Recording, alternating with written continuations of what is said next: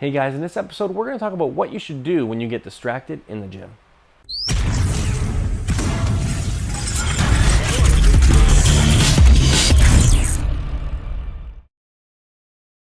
Alright guys, so your defenses are up. You did phase one, you have a good plan established, you have some music going, and you look at the mirror while you're training. You get some good positive distractions created. Step two, you did that too. You planned and you removed some negative distractions. You know, you're staring at the ground 3 feet in front of you. You have airplane mode on, and you did phase one, which is really important. So you have a plan again while you're working out. The problem is stuff's gonna get through, right? No matter what you do, there's always gonna be a one-off. There's always gonna be an old friend you didn't plan on seeing, someone that taps you on the shoulder that says, "Hey, how you doing? What's going on? What are you doing to work out?" You might notice something shiny down at the far end of the gym. You might even notice that your favorite sports team played last night and you weren't able to stay up to watch it, and SportsCenter's not playing on one of the TVs. The question is, how do you deal with that? You can either say, okay, my workout's done, I can't really focus anymore because I want to watch what's going on, or you can find a way around it and buckle down and get to work anyhow. So there's a cool study that was done called Workplace Transition and Attention Residue. And I think it's going to shed some light on what we can do to actually make sure we still have a good workout, even if we do get distracted, which might happen from time to time. So most of us just simply go about this in the wrong way.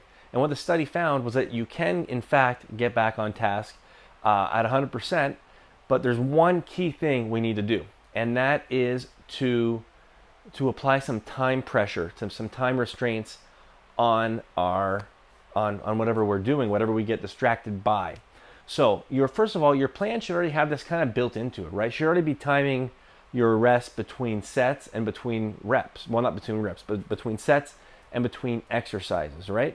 So if that's already established, you already know when you need to be doing the next exercise. So if you do get distracted, once your buzzer goes off, you need to be back at your exercise doing your next set. That should already be established in whatever routine you follow, whether it be TMNT or any routine that you do follow. It should have that built in.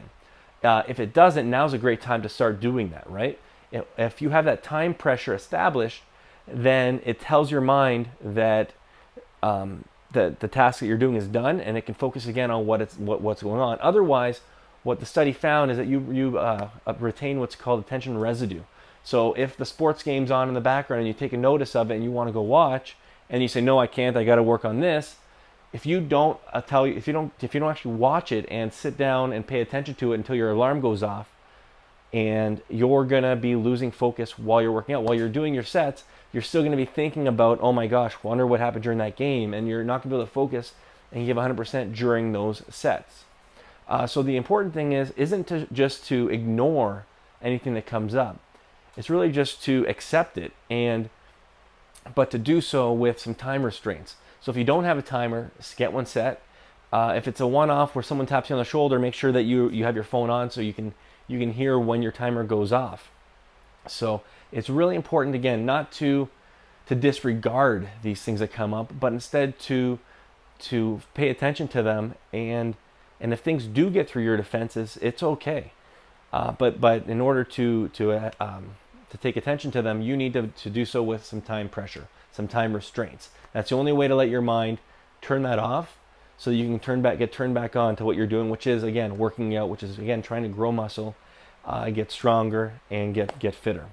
So thanks for watching, guys. That's the end of this Get Distracted series. So we went from phase one, which was, to narrow your focus. Phase two was remove a few extra negative distractions that made it through. And phase three was really about finishing anything that comes up. Any one-offs, anything that you might have forgotten, any loose ends that always kind of seem to crop up on us, even if we're not planning on it, right? So again, there's always a lot of things that come in to our focus. And this was really about trying to first of all prepare and get rid of some of them. And when there's less things coming in, we're not trying to resist them, we're trying to remove them instead. Because it's that removing, that resisting, like we found out, actually is really hard on our willpower, and it depletes it, and it makes our subsequent tasks worse and worse. And then we're trying to really finish anything that finally does get through. All right. So anyway, thanks again for watching, guys. I hope you learned something. And if there's any other questions you have, please feel free to comment below, or visit my website at thedailyrep.com, where we'll be talking more about stuff like this, some psychology, and some daily things you can do to be better and better every day.